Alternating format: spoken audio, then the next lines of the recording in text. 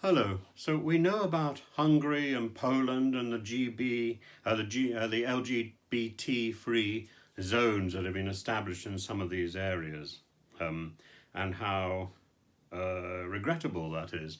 There's a writer called Tom Pryor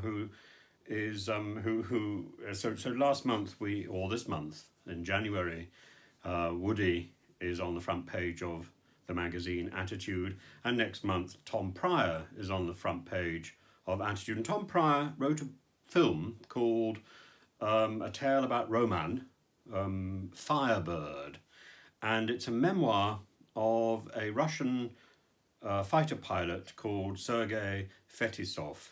And Tom met Sergei in Estonia, and on a Soviet base in Estonia, he fell in love with Roman. Now, what Tom has found is that the screenings, particularly in Eastern Europe, have been disrupted, and the film has been censored in the versions that have been put out in Russia. Now, I know all about censorship in Russia. I've written a few things on my blog. That's animate-tim, animate-tim.com. And I was particularly concerned about the career of a lady. She's a sort of very popular journalist called Natalia Zainalova. Now, Russia has a great thesaurus of astonishing expletives, but I was simply staggered when I was shown an interview that she did, which was the breakthrough interview that made her career. And she conducted this a few years ago, and you can still find it on YouTube if you look. There's no English translation, which possibly is a grace, because her Russian language is so rich, so colourful. I think it would be very hard to translate into acceptable English. So what she's got, she's conducting a formal interview. She's the anchor in a sort of breakfast program or something like that. And there's a boy in the background who's appeared, and he's playing in the snow. And she turns around and she lets fly with the most staggering language. And as I say, this made her career, this made her a star, and she was catapulted into being the presenter, the anchor, I use that term very carefully, of the main Saturday evening or Sunday evening news magazine show on Russian TV.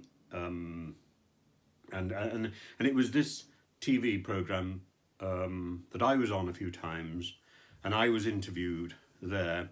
And during the interview, I was dubbed and censored with, so that I was appearing to say words that I would never have said.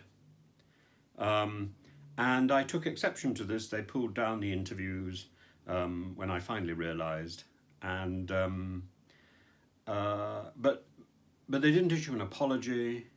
They didn't retract anything, and I was called into the studio to meet Zainalova, who was going to talk, and of course nothing happened.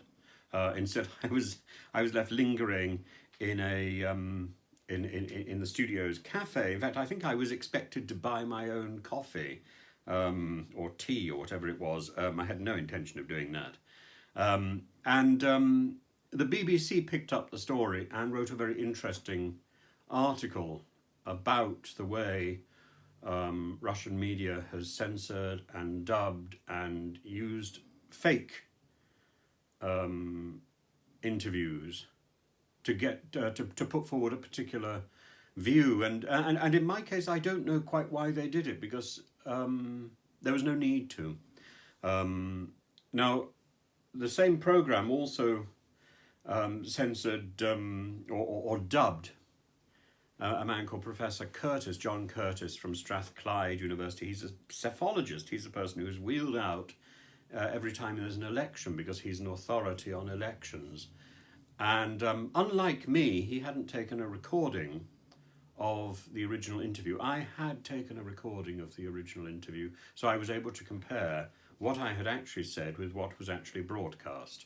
He wasn't in that position, I was, so I had the evidence, which it seems many people had been looking for. So that evidence is clear. This is how Russian media conducts itself.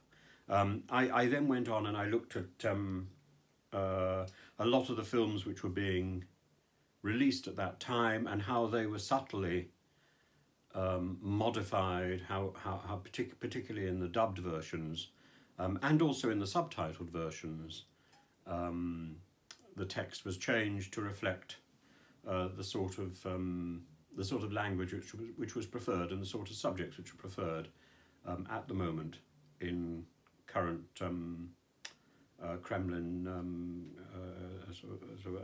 approaches to life. So I salute Tom Pryor and his film, and I hope that it will turn up in a number of festivals, and I look forward to supporting it. So please do follow my program and do ring the bell. Bye bye.